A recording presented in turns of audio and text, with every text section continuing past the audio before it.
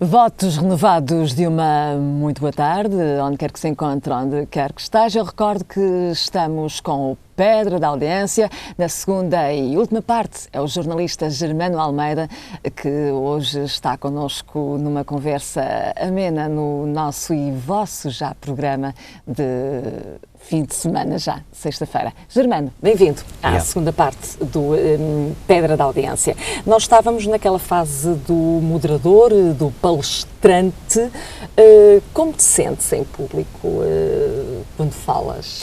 É uma boa quando questão. Estás naquelas palestras que eu vejo nas redes sociais. Agora com o streaming dá para ver. Infelizmente nunca assisti a nenhuma. Sim, Tens ido ao ISMAI.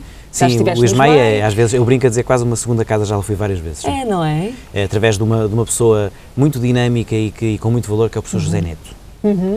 Estiveste também no FedEx, já focaste em Famalicão, e estiveste também nos Carvalhos. Estive nos Carvalhos a convite da professora Maria Emília Macedo, a propósito de um gosto comum que temos, que é precisamente a política americana. Uma coisa muito interessante, já agora rapidamente contar, que é o SICMUN. O que é o SICMUN? É uma conferência internacional Model United Nations. Sim, a conferência Model United Nations. Exatamente. Ok. E, portanto, o que é isso? É uma simulação de uma Assembleia Geral das Nações Unidas. E, portanto, há um orador, há o secretário-geral adjunto das Nações Unidas e há delegados dos diferentes países. Naturalmente, isto é uma simulação, são alunos portugueses, alguns deles dos Carvalhos, de outras escolas, e também da Irlanda, de outros sítios que venham. E, portanto, há uma simulação de representação dos países das Nações Unidas. Sim. A conferência foi em inglês, e para mim foi um desafio. Eu tenho um inglês corrente, mas não tenho um inglês fantástico, e foi em inglês. E falei do meu trabalho sobre os Estados Unidos, sobre a análise política americana, sobre as questões do momento, e depois tive perguntas dos delegados, foi muito interessante. Portanto, isso foi assim comum. Aí foi conferencista, digamos assim. No ISMAI, sinceramente, já fui moderador de vários eventos ligados ao desporto. Fui realmente apresentador desse TEDx e, portanto, no fundo, para responder à tua pergunta, e eu que até há uns anos, de alguma maneira até porque não era da área, achava que não ia ser capaz de fazer este tipo de coisas, tenho descoberto nos últimos anos essa nova vertente, essa nova valência e basicamente tenho respondido e tenho acedido aos convites que me fazem. É a tua humildade que te faz falar assim. Não faço ideia. Sabia, é a tua humildade concretamente, quem te conhece sabe que te faz dizer que não sabias se eras capaz ou não. Não, na perspectiva, eu percebo o que estás a dizer, mas na perspectiva que até há uns anos não tinha feito. Não é? E portanto é importante uma pessoa achar que tem capacidade e perante a oportunidade agarrá-la. Não é só achar que tem capacidade, dizer que sim e ir em frente. Exatamente. Estiveste, digamos que, a falar em público para alunos que, de alguma forma, já são também uns apaixonados pela política, sim. querem seguir ciências políticas. Em alguns casos sim, noutros não, mas sim, tem Há ali algum por dentro. desejo de algum querer ser deputado? Sim, sei lá. É curioso dizeres isso, porque, curiosamente, um antigo, isso foi-me dito pela professora Maria Emília Macedo, um antigo aluno dos Carvalhos, que passou lá e foi um dos primeiros impulsionadores como aluno desse SICMUN, isto foi o 14º SICMUN, há todos os anos, e começou, portanto, em 2001, foi o João Ribeiro, que até ao ano passado era porta-voz do Partido Socialista, portanto, estamos a falar de alguém que depois, entanto, seguiu a política. São, de alguma forma, pessoas que gostam da política e querem seguir já desde muito...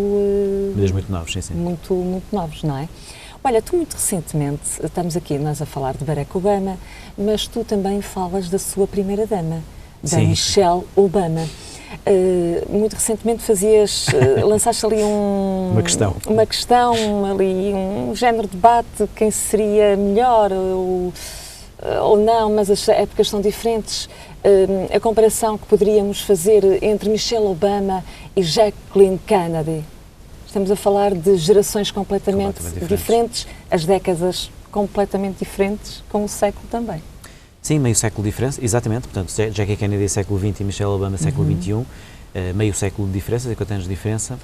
Eu, curiosamente, a pergunta que eu lanço não é essa, no início. Depois a discussão foi essa que referi, entre Jackie Kennedy e Michelle. Lançaste uma pergunta aliás, acabou por ser praticamente ali uma discussão. Curiosamente, eu não lancei pergunta, eu referi muito provavelmente a primeira-dama mais cool da história dos Estados Unidos, referindo Michelle Obama por uma foto em que ela está com um vestido por um lado bastante simples, por outro lado bastante elegante. Muito elegante. Muito e depois elegante, começou uma discussão espontânea.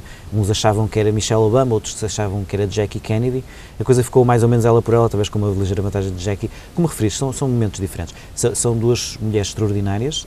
Na minha opinião, a Michelle Obama, sendo tão elegante ou quase tão elegante como a Jackie, tem uma agenda... Tem um porte muito atlético. Sim, e portanto tem uma agenda, é a irmã de um antigo basqueteirista da NBA. Está tudo dito. Tem uma agenda social, política mais forte do que tinha a Jackie. A Michelle tem nos últimos anos um trabalho notável na área da obesidade, da luta contra a obesidade infantil, a vida saudável. Ela é uma pessoa ligada a causas. Sim, portanto, a causa da vida saudável, das pessoas terem hábitos de praticarem desporto, de comerem bem. Agora, os momentos são diferentes, não é? Portanto, há 50 anos não havia a noção que a mulher do presidente podia ter uma agenda própria, não é? Uhum. Era mulher de presidente, primeira-dama, como ela foi ali 2 anos, sensivelmente, que entre 63 e 65? 63. Depois, entretanto, após o assassinato do Kennedy, ela depois casa-se com o Onassis, uns anos depois. Sim, não é? Exatamente. Muito bem. Germano, tu és um fenómeno ímpar, queria dizer, em termos jornalísticos. O que prevês para o futuro que possa surgir na tua carreira? Bem, também não me ponhas essa responsabilidade, não acho que seja um fenómeno ímpar. Tenho um percurso que se calhar não é... Eu sinto isso, sim, e digo-te isso muitas vezes. Pronto, mas tenho um percurso que se calhar não é muito óbvio, e eu creio que começámos o programa a dizer isso, quer dizer, muitas vezes o que é menos óbvio torna-se o mais importante na nossa vida, não é? E portanto, esse acompanhamento vai-me marcar para sempre. A aposta que fiz em Barack Obama em 2004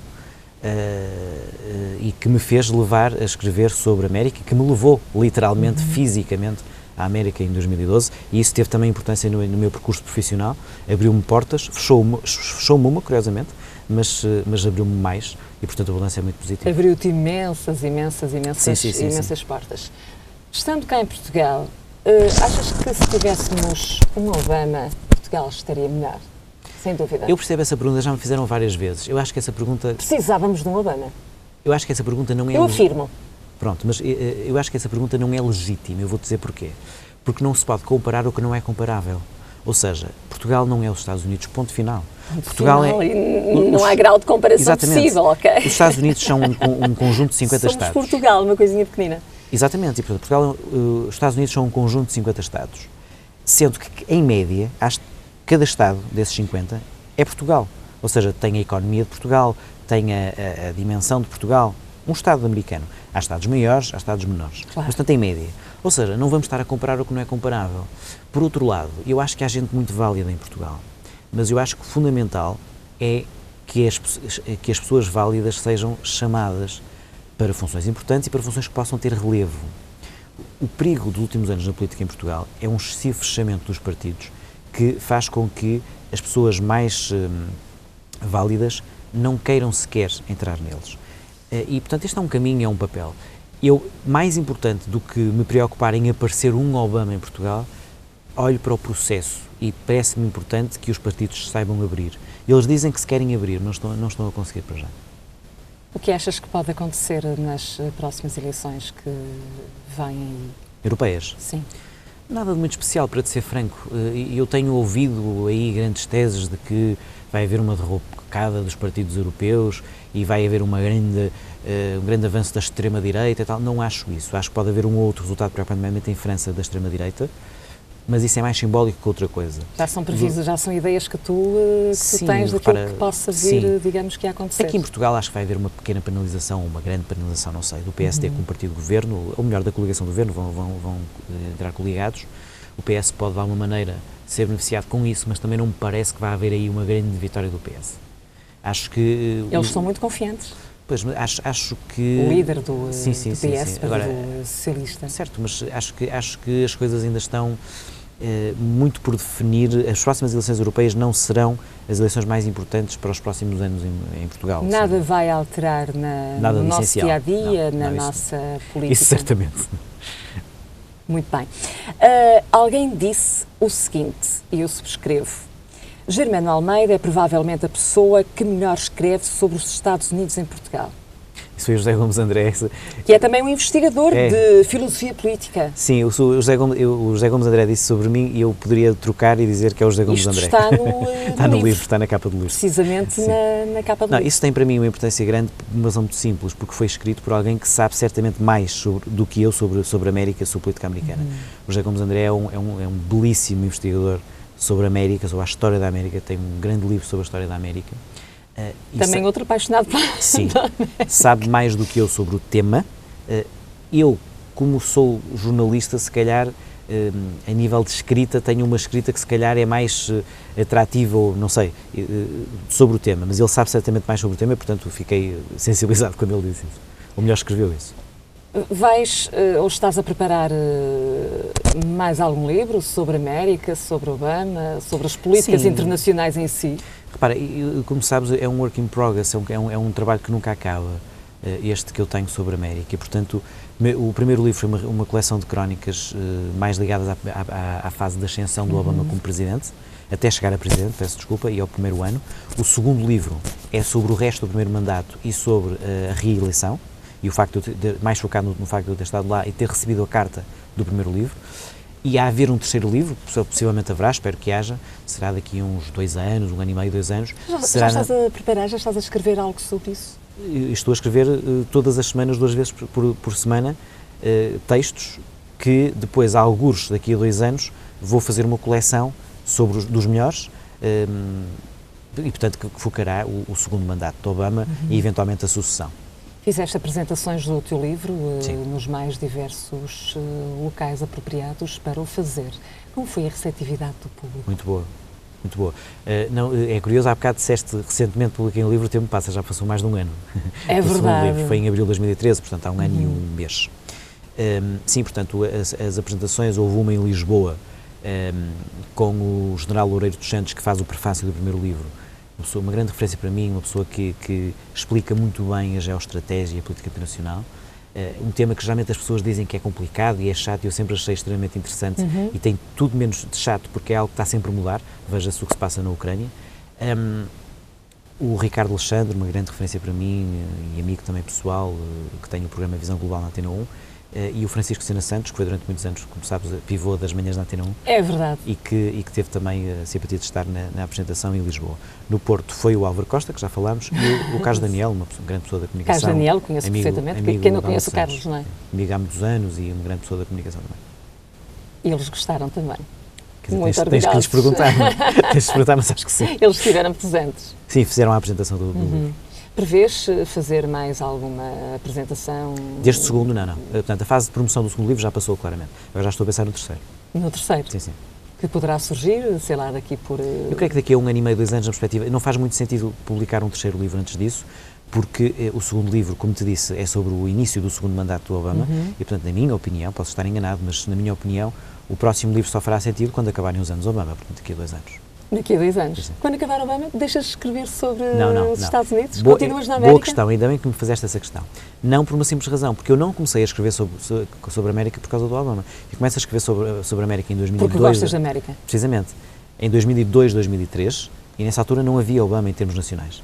Ninguém o conhecia. Claro. Obama nasce como história política nacional na América em 2004, na Convenção de Boston, de nomeação presidencial de John Kerry. E, portanto, eu começo a escrever sobre a América em 2002, 2003, e nessa altura, portanto, não havia Obama. Portanto, escrevia sobre Bush, sobre a guerra do Iraque, sobre o pós-11 de setembro, sobre o Afeganistão. Era sobre isso. 11 de setembro, perfeitamente. Achas que as coisas foi a partir daí que praticamente começaram a mudar mundialmente? Sim, foi a primeira grande ameaça ao poder americano, digamos assim. Depois da queda do Muro de Berlim, dizia-se que a América passou a ser a única... Em 1988, por aí? 89, exatamente. 89, queda do Muro de Berlim, portanto, queda da União Soviética nos anos seguintes, e, portanto, estamos a falar de um início da década de 90, em que se dizia, ok, caiu a União Soviética, a América passa a ser o único superpoder mundial, e falou-se até no fim da história, há um célebre livro do Francis Fukuyama, o fim da história na perspectiva em que a história está contada, os americanos vão mandar nisto. O que acontece nos anos seguintes não é bem assim, não é? E apesar dos anos Clinton, que são anos de grande prosperidade económica e de grande avanço tecnológico, em 2000, em ambiente em que do boom da internet e dessas coisas todas, começa a haver os primeiros sinais de que havia o início de uma crise financeira. E depois há o 11 de setembro. E, portanto, em poucos meses tudo muda. Né? Tudo muda, já nos anos luz. Tudo mesmo. E depois começam as guerras, Iraque, Afeganistão, depois a questão, além do problema das baixas, das mortes e dos problemas económicos que a guerra gerou, e do custo brutal, há também um problema de prestígio da América no mundo, na perspectiva em que se percebeu que houve uma mentira, que não havia armas de destruição maciça no Iraque. E, portanto, a América passa por períodos muito complicados em 2003, 2004, 2005. Isso explica o fenómeno Obama, ou seja, havia a necessidade de uma certa ruptura e a necessidade de algo novo e de algo estimulante para regressar, restore the American Dream, como ele diz, não é? Portanto, restaurar o sonho americano. E ele consegue agarrar isso bem. Depois o resto é conhecido. É preciso ter muita garra para o fazer. Para o fazer, exatamente. Portanto, há um renascimento desse sonho americano. E depois, naturalmente, que depois a realidade é sempre mais complicada e os primeiros anos de Obama, apesar de ele ser eleito em 2008 com essa noção de restaurar a imagem da América no mundo, e ele corporizou isso bem, a verdade é que em 2009, 2010, o que ele apanha é, com a crise financeira de 2008 e com um longo caminho de recuperação. Os americanos, portanto, 2009 e 2010 ainda são anos de crise e de perda de empregos, e a partir de 2010 começa a recuperação, mas de forma muito lenta. Isto porquê? Porque, como em tudo na vida, destruir é no instante e construir demora muito. Demora muito, imenso mesmo. E a crise de 2008, entre final de 2007 e início de 2009, perderam-se, num ano e pouco, 9 milhões de postos de trabalho na América. Uma brutalidade. E, desde 2010, desde a intervenção federal defendida pela administração Obama, a economia começa lentamente a recuperar e de 2010 para 2014, nestes 4 anos, foram criados cerca de 8 milhões. Ou seja, em termos de postos de trabalho, a América já recuperou cerca de 90% da crise. O problema é que não são os mesmos postos de trabalho, ou seja, a nova economia surgida da crise é uma economia em que, se calhar, mais barata, entre aspas, e, portanto, há aqui coisas novas, mas a verdade é que, de alguma maneira, muito do que se perdeu. Eu estou a falar na perspectiva americana, atenção. Claro, sabemos. Cerca de 90% já se recuperou. A Europa está num caminho mais complicado. Mais lento. E depois vai demorar. Vai demorar e depois há a questão, Carla, a questão da diferença de posições. Ou seja, na América houve uma clara noção de que a crise se atacava com investimento. E, portanto, recupera mais rápido. Claro que tem instrumento da moeda, claro. Mexeram nos juros de forma diferente, etc. A Europa também tem moeda, mas apostou no conceito da austeridade e é o que se vê, ou seja, pode ter tido uma outra virtualidade no controle do déficit, mas para o desemprego e para a vida das pessoas foi brutal. Aqui por Portugal, achas que as coisas podem demorar? Vão demorar mais. Vão demorar mais, acho que sim. muito mais tempo. Mas, para te ser franco, eu não vou querer... A nível económico e tudo, e mesmo certo. A nível de postos de trabalho, de acordo. Cada vez são menos, não é? São menos. E repare, eu não vou cair na tentação que muitos caem de falar sobre tudo, não é? Portanto, eu não sou um especialista na política europeia, portanto, não vou falar do que não sei na perspectiva, enfim, tenho uma noção, claro, a perspectiva americana... Como todos nós temos, claro. Exatamente, a perspectiva americana, como a América é um país, continua a ser um país essencial, perdeu poder, mas continua a ser um país essencial, ou seja, nenhuma grande questão mundial é resolvida sem o papel da América. Os americanos sozinhos não resolvem tudo, isso já acabou, mas não há nenhuma grande questão que não é resolvida só a América. E, portanto, quando se estuda sobre a América, como eu tento estudar, tem que se ter uma noção da realidade europeia, da realidade asiática, da ascensão da China, dessas coisas todas. Mas a minha perspectiva é essa, ou seja, uma perspectiva americana da análise. Portanto, eu não te conseguiria estar uma hora a falar sobre a Europa. A Europa é, para mim, na minha análise, complementar, digamos assim. Quem poderá ser o sucessor de Barack Obama? Se eu tivesse que apostar nisso hoje, diria Hillary Clinton, mas não tenho a certeza. Hillary Clinton, sim. Uma mulher forte também nos Sim. Estados Unidos, que tu tens vindo a falar. Sim, tenho apostado nela na perspectiva de que acho que, não tenho a certeza que ela vai ganhar, mas tenho quase a certeza que ela vai ser a história. Ela parece ser uma mulher de garra e forte. Sim. Para liderar os Estados Unidos da Acho que América. sim, eu acho que ela tem boas condições para o fazer. Os americanos também acham, é o que têm dito nas sondagens. Todas as sondagens neste momento dizem que a pessoa mais habilitada e com melhores condições e com mais hipóteses de ser presidente em 2016 se chama Hillary Rodham Clinton. Não quer dizer que até lá não seja. Eu acho que a minha grande dúvida em relação a Hillary não é uma dúvida política, é uma dúvida pessoal, que é a questão da idade e da saúde dela. ser candidato presidencial na América é uma coisa violenta. São 2 anos sem parar, a dormir muito pouco, a viajar de um lado para o outro. Ela tem 67 anos, terá 69 em 2016. Mas não parece que tem não parece. 67 anos, não parece. É? Uma senhora e pronto, jovem e hoje em ainda. dia, uma pessoa com 67 ou 69 anos é uma pessoa jovem, desde que seja uma pessoa saudável. A questão aqui tem a ver com... É questão mesmo da idade, não é? Da perspectiva, ou seja, se tu estás a eleger alguém com quase 70 anos em 2016, e para uma perspectiva de 2 mandatos, ela no final do segundo mandato terá quase 80 anos. Poderá vir a ser uma excelente Presidente americana, mas a questão da saúde poderá ser um tema a lançar. Colocas a questão da saúde... Da pessoal dela. Sim. Porque... Ela teve problemas no final do mandato como Secretária de Estado, teve problemas que nunca foram totalmente esclarecidos, chegou a desmaiar, teve a ver com as viagens que fez, com cansaço, falou-se num eventual problema no cérebro, nunca nada foi totalmente definido.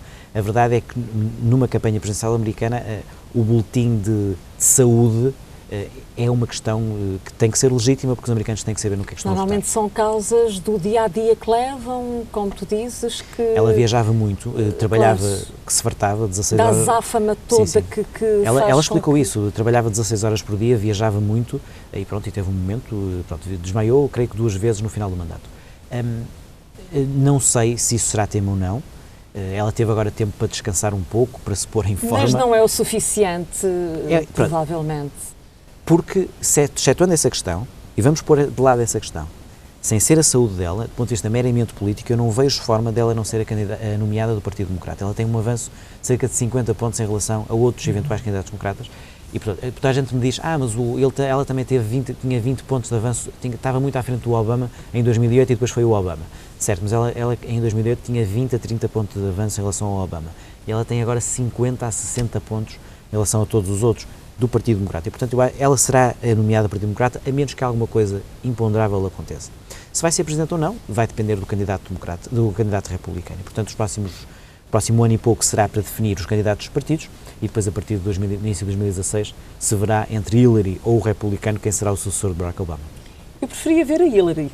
Não sei porquê, admiro a senhora, gosto será dela, transmite-me uma certa confiança, e depois porque também é mulher, e mulher ao poder vê as coisas de maneira diferente. Sem dúvida. É mais sensível, há mais sensibilidade. Ela já teve um cargo de grande poder. Atenção, ser secretária de Estado nos Estados Unidos é uma coisa de grande poder, chefiar a diplomacia americana, mas naturalmente que o poder político era de Barack Obama. Se em 2008 a história foi Barack Obama, a história da eleição, mesmo que ele não tivesse ganho, eu diria que a história de 2016 será Hillary Clinton, mesmo que ela não ganhe. Muito bem. Germano Almeida, fugindo um pouco agora destas questões políticas, tu quase me pareces também um político, porque tu trabalhas imenso, dedicas imensas horas ao teu trabalho. Sim. Quantas horas tu dedicas ao teu trabalho diariamente? Muito difícil. E que não é pouco, porque tu estás a escrever no Mais Futebol, ainda estás a pensar em escrever sobre América, que são coisas completamente distintas, não é? Quantas horas tu dedicas por dia ao teu trabalho profissional? Difícil responder essa questão. Eu trabalho oficialmente no Mais Futebol 8, 9 horas por dia, mas depois também nunca são 8 ou 9, são sempre um bocadinho mais nas coisas que eu tenho que preparar, etc. Além desse trabalho, entre aspas, do horário, tenho, como dizes, que me organizar. Eu sou uma pessoa que sou, do ponto de vista material, desarrumado. A parte material, não sou uma pessoa arrumada, sou uma pessoa desarrumada, mas não me parece. Pronto, mas isso é uma surpresa. A nível da minha organização de tempo, sou obsessivamente organizado. Eu organizo o meu tempo quase, não digo ao minuto, porque isso também ia ser muito estressante, mas quase à hora. E só assim é possível, de facto, fazer as coisas.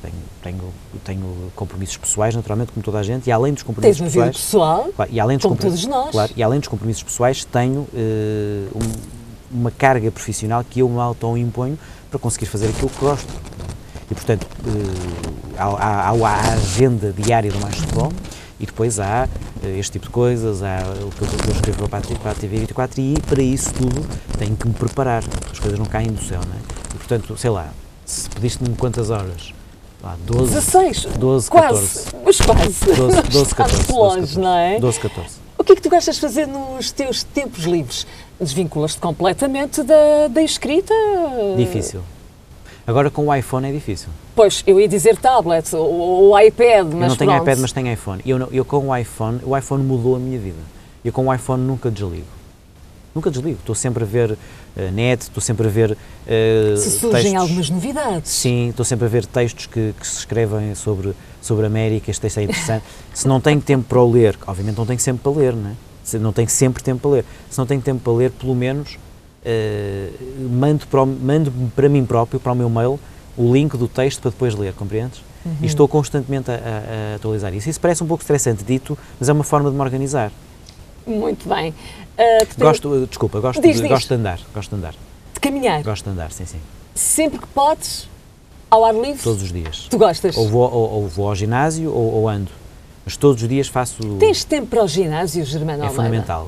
É fundamental. 2 vezes por semana. E depois ando. Mas o andar 30 minutos, 40 minutos também já é... Meia hora é pouco. Fundamental. Uma horita. E não é tempo perdido.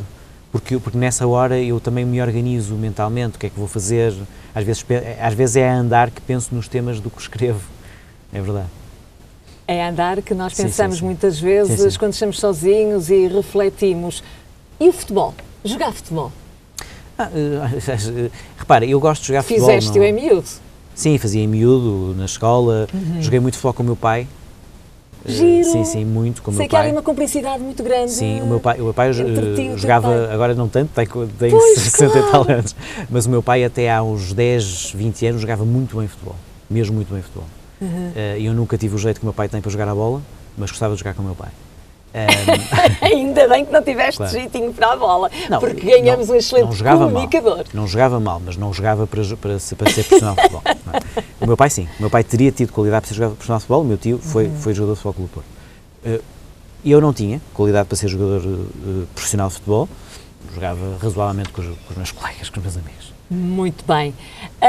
Queres deixar uma mensagem aos nossos telespectadores da RTV, a Regiões TV, que sei que também, quando podes, acompanhas, e para futuros jornalistas, que são cada vez mais? Essa é uma boa questão. O mercado competitivo. Mensagem não queria dar na perspectiva em que eu não acho que tenha conselhos a dar a ninguém. Agora, se falares, eu muitas vezes perguntam-me isso, às vezes até pelo Facebook, entra um jovem jornalista qualquer, tipo, então como é que eu começo e não sei o quê. Tu és a melhor pessoa. Não sei se sou a melhor pessoa. Agora, acima de tudo, eu não acho que os jornalistas sejam mais importantes que as outras pessoas, nem acho que o jornalismo seja mais ou menos do que o outro. Agora, isto não é uma profissão, isto é uma vocação, ou seja, que não sejam jornalistas se não gostarem muito. Para ser jornalista é preciso querer muito. Alma e coração. Foi um prazer Muito obrigado, Carla. ter-te aqui no meu programa, no Pedra da Audiência. Nós voltamos de hoje, 8 dias, à mesma hora, às 2 da tarde. Até lá!